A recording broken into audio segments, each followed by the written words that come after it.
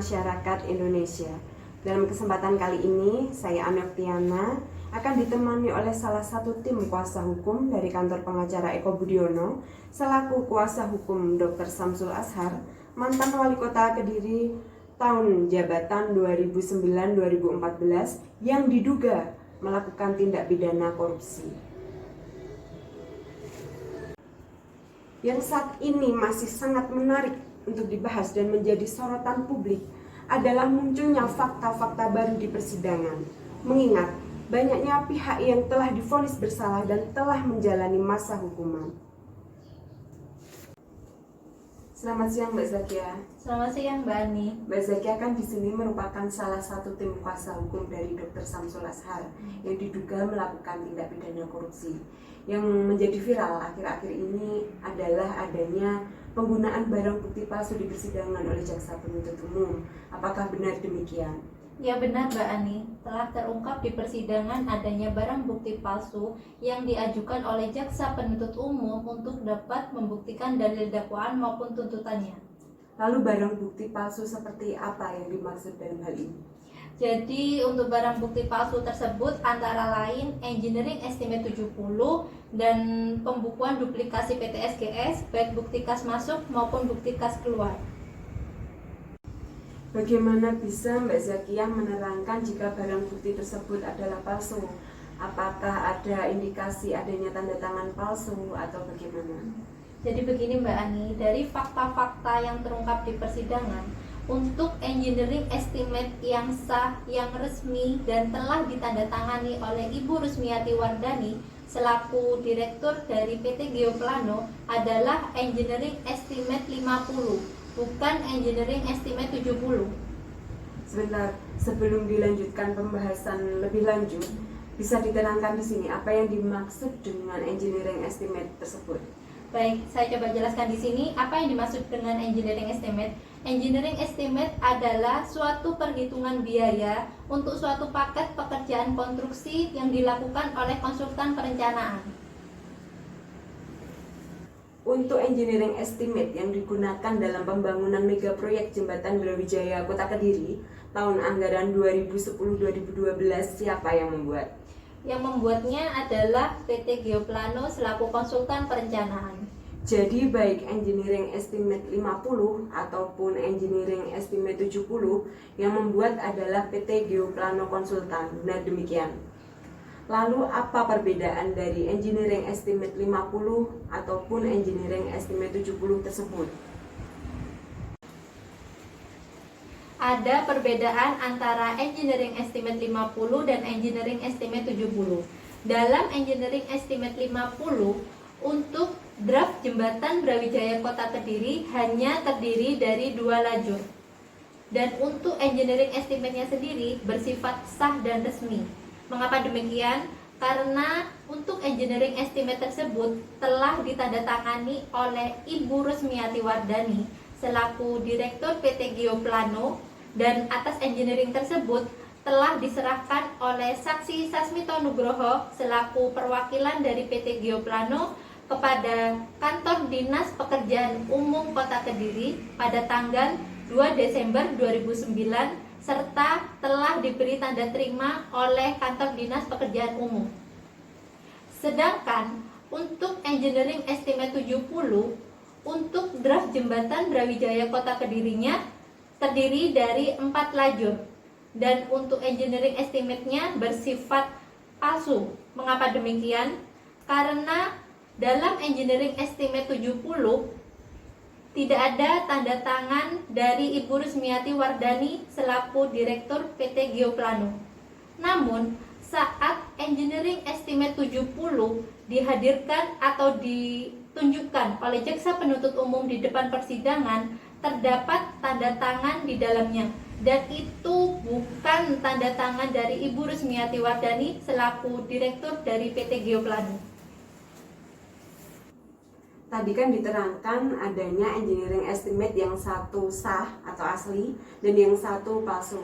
Lalu apa yang menjadi dasar Mbak Zakiah mengatakan satu engineering estimate tersebut asli dan satu engineering estimate tersebut palsu?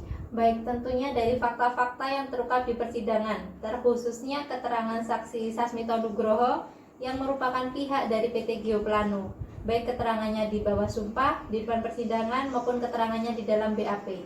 Untuk keterangan Pak Sasmito Nugroho dalam BAP dapat dibaca dan dilihat dalam BAP-nya. Seperti ini. Lalu jika terbukti demikian di persidangan, engineering estimate yang seharusnya digunakan sebagai dasar acuan adalah engineering estimate 50. Sedangkan dalam perkara ini yang digunakan sebagai dasar acuan adalah engineering estimate 70. Nah, bagaimana dengan perhitungan kerugian negara yang menggunakan engineering estimate 70 sebagai dasar acuan yang diketahui di persidangan jika engineering estimate tersebut adalah palsu? Menurut saya pribadi, jika input yang dijadikan dasar dalam melakukan perhitungan kerugian negara adalah tidak benar adanya atau palsu, maka output atau hasilnya sudah pasti tidak benar. Sehingga atas perhitungan kerugian negara yang didakwakan oleh jaksa penuntut umum di depan persidangan adalah tidak benar adanya. Namun demikian, kami tidak bisa memastikan secara langsung di depan persidangan kepada saksi ahli dari BPKP. Apakah dibenarkan jika perhitungan kerugian negara mendasar pada barang bukti palsu? Oleh karena jaksa penuntut umum tidak menghadirkan saksi ahli dari BPKP secara langsung di depan persidangan. Mereka hanya membacakan keterangan saksi ahli yang tercantum dalam BAP-nya. Sehingga kebenaran atas perhitungan kerugian negara tidak terungkap di persidangan. Tadi diterangkan mengenai bukti kas masuk dan bukti kas keluar dari PT SGS yang merupakan barang bukti palsu juga. Lalu bagaimana bisa dikatakan palsu? Apakah sama ada indikasi tanda tangan palsu juga atau bagaimana? Baik, palsu di sini yang saya maksudkan adalah atas bukti kas masuk maupun bukti kas keluar bukanlah backup data yang asli. Mengapa di sini saya bisa menyatakan bahwa bukti kas masuk maupun bukti kas keluar tersebut bukanlah backup data yang asli?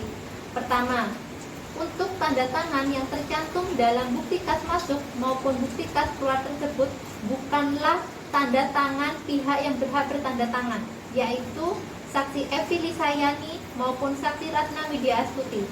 Hal tersebut diakui secara tegas oleh saksi Evi maupun saksi Ratna di depan persidangan dengan menerangkan bahwa tanda tangan yang tercantum di dalamnya tersebut bukanlah tanda tangan mereka. Kedua, dalam persidangan, saksi Cahyo Wijojo alias Ayong yang merupakan pimpinan dari PT SGS menolak dengan tegas keberadaan dari pembukuan duplikasi PT SGS baik bukti kas masuk maupun bukti kas keluar. Saksi Ayong menerangkan jika setiap bukti pengeluaran dari PT SGS baik bukti kas masuk maupun bukti kas keluar harus ada tanda tangan dari saksi Ayong, saksi Evi maupun saksi Ratna, meskipun berkas tersebut bisa ditandatangani secara menyusul. Namun di persidangan tidak ada satupun bukti baik bukti kas masuk maupun bukti kas keluar yang mencantumkan tanda tangan saksi Ayong di dalamnya. Sehingga hal tersebutlah yang mendasari jika bukti kas masuk maupun bukti kas keluar yang merupakan pembukuan duplikasi dari PT SGS dinyatakan palsu. Bagaimana tanggapan dari majelis hakim ketika mendengarkan keterangan saksi Evi dan saksi Ratna yang menerangkan jika bukti kas masuk dan bukti kas keluar tersebut bukan tanda tangan mereka yang tercantum di dalamnya? Secara spontan majelis hakim langsung mencocokkan tanda tangan dari saksi Evi Lisayani dan saksi Ratna Widya Astuti yang terdapat dalam pembukuan duplikasi PT SGS, baik bukti kas masuk maupun bukti kas keluar, dengan tanda tangan saksi Evi dan saksi Ratna yang tercantum dalam KTP mereka. Dan hasilnya, kedua tanda tangan, baik yang tercantum dalam bukti kas masuk maupun bukti kas keluar dengan tanda tangan yang tercantum dalam KTP sangat jauh berbeda. Menurut Mbak Zakiah pribadi, bagaimana atas sikap dari pihak kepolisian dan pihak jaksa penuntut umum yang mempergunakan barang bukti palsu tersebut? Apakah dibenarkan oleh hukum? Menurut saya pribadi, hal tersebut sangat mencederai keadilan dan tidak dibenarkan oleh hukum, mengingat bertentangan dengan ketentuan sebagaimana diatur dalam pasal 263 dan atau pasal 266 KUHP. Bagaimana tanggapan dari Mbak Zakiah selaku tim kuasa hukum Dr. Samsul Azhar mengenai vonis 4 tahun 6 bulan yang dijatuhkan oleh Majelis Hakim Pengadilan Tipikor Surabaya?